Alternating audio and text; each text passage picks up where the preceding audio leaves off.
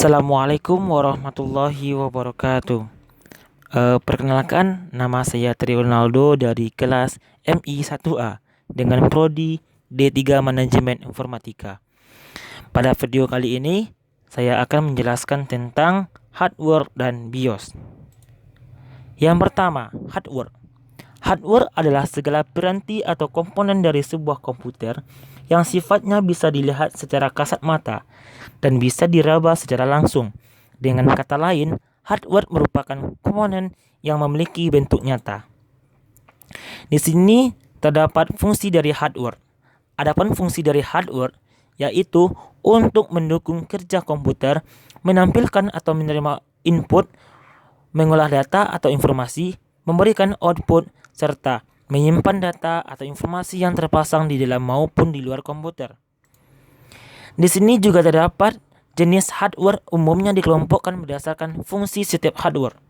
Berikut adalah urusan dengan jenis hardware menurut fungsi atau kegunaannya. Yang pertama, input device atau perangkat input atau masukan. Jenis perangkat keras komputer ini berfungsi untuk memasukkan data atau informasi dalam bentuk teks, gambar, video, dan audio ke komputer. Beberapa contoh hardware yang termasuk input device seperti keyboard, mousepad, mikrofon, webcam, joystick, dan lain-lain. Yang kedua, process device atau perangkat proses.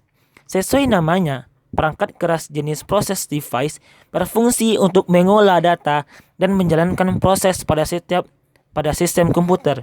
Contoh proses device yaitu yang pertama CPU, RAM, VGA, dan sebagainya. Yang ketiga, output device atau perangkat output atau keluaran.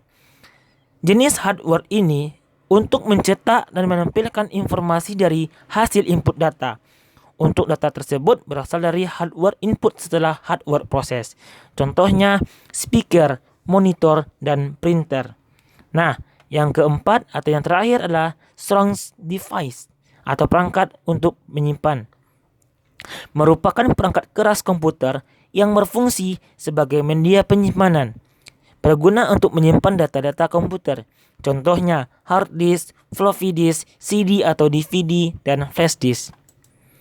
Di sini juga terdapat dari komponen-komponen dari hardware tersendiri. Yang pertama yaitu mainboard atau motherboard. Motherboard atau biasa disebut dengan papan induk adalah sebuah hardware yang berfungsi sebagai penghubung semua perangkat komputer lainnya.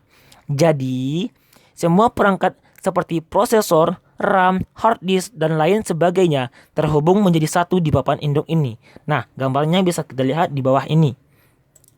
Yang kedua, prosesor. Prosesor bisa dibilang sebagai otak dari sebuah komputer. Mengapa demikian? Karena setiap proses yang masuk maupun keluar diproses oleh prosesor ini. Oleh karenanya, tidak heran prosesor merupakan salah satu hardware yang sangat mudah panas. Dan karena mudah terlalu panas ini pula, prosesor sering dilindungi oleh heatsink fan atau kipas pendingin. Yang ketiga, hard disk. Hard disk adalah perangkat keras yang berfungsi untuk menyimpan data kita pada komputer. Dengan ini, kita dapat menyimpan semua file, dokumen, ataupun berkas-berkas yang penting lainnya. Macam-macam hard disk, misalnya ATA, SATA, dan STSI. Hard disk ada dua jenis yaitu HDD internal dan eksternal. Nah, yang selanjutnya itu yang keempat, RAM atau memori. RAM merupakan alat penyimpanan data sementara. Maksudnya di sini adalah yaitu data dan proses lainnya disimpan sementara di memori ini, di RAM atau memori ini. Jika komputer di restart, maka semua yang tersimpan di RAM akan hilang. Jadi, RAM ini berfungsi sebagai menyimpan data sementara. Jadi, bukan permanen. Yang kelima, power supply.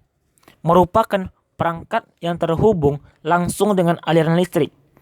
Perangkat ini berfungsi sebagai pemberi daya listrik yang dapat merubah tegangan AC menjadi DC.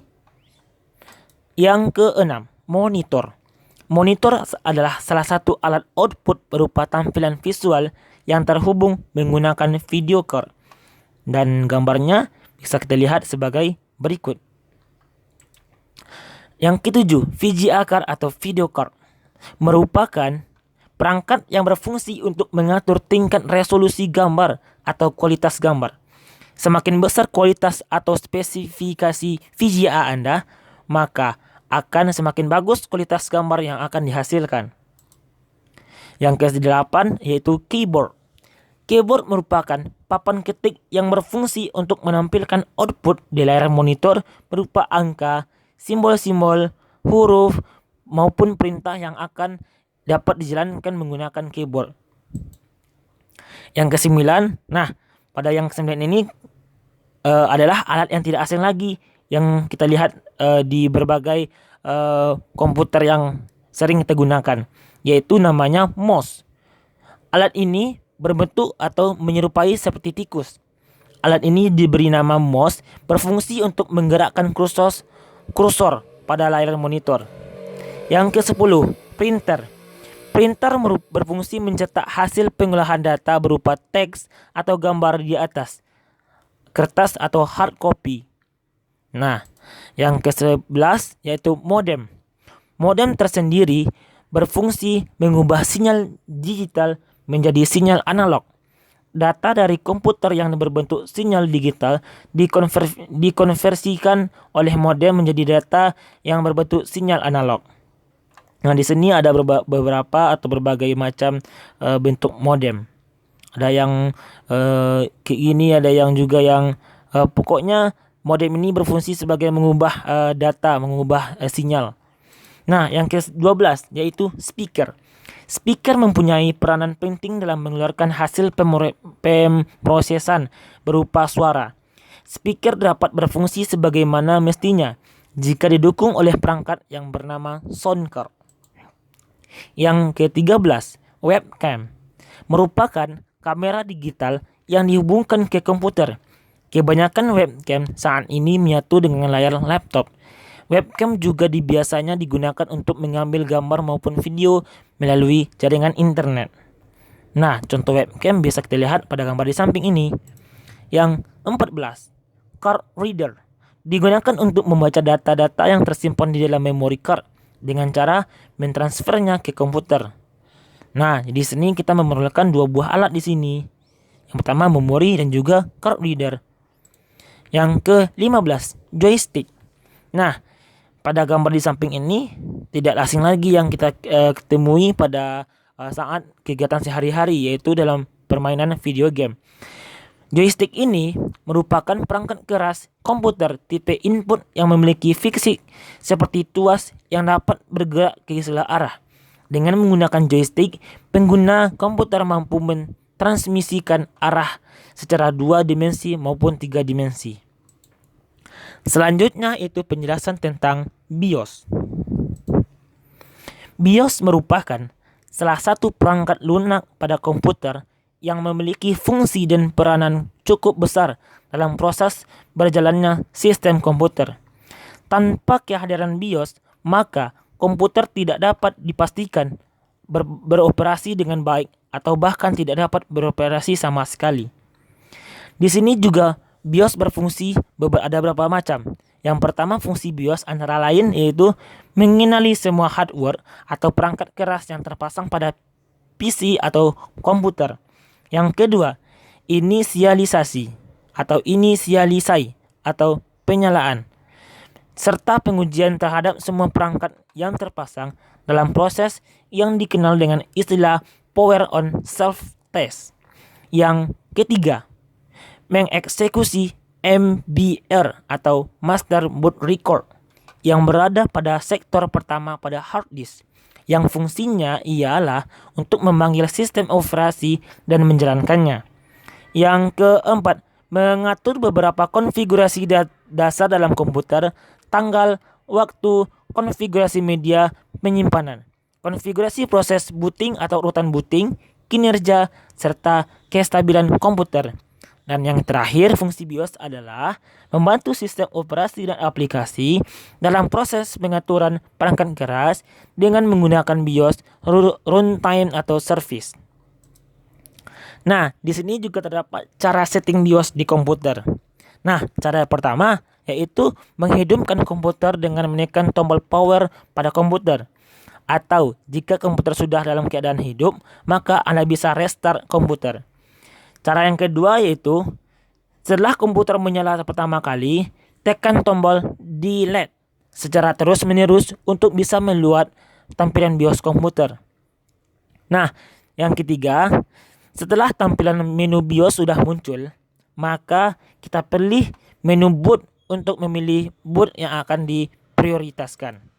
Yang keempat, kemudian pilih boot device priority, lalu enter untuk memilih perangkat yang akan diprioritaskan. Seperti gambar di bawah ini. Kita bisa lihat sendiri. Yang kelima, jika menggunakan CD-ROM, maka pilih CD-ROM pada yang pertama yaitu boot device. Nah, di sini sudah terdapat boot device yang menggunakan CD-ROM. Nah, yang keenam, selanjutnya tekan F10 untuk menyimpan dan keluar, atau Anda bisa mengikuti petunjuk yang ada di bawah atau di samping menu BIOS. Dan yang terakhir itu kemudian komputer akan restart dengan sendirinya. Di sini juga terdapat catatan. Usahakan CD instalasi sudah berada pada CD-ROM. Yang kedua yaitu jika tidak bisa menggunakan tombol delete untuk masuk ke menu BIOS, maka gunakan tombol yang lain yaitu F2 atau S. Nah, terima kasih kepada teman-teman yang telah menonton video pada kali ini. Semoga penjelasan yang saya sampaikan tadi itu bisa bermanfaat bagi kita semua. Salam sejahtera bagi kita semua. Wassalamualaikum warahmatullahi wabarakatuh.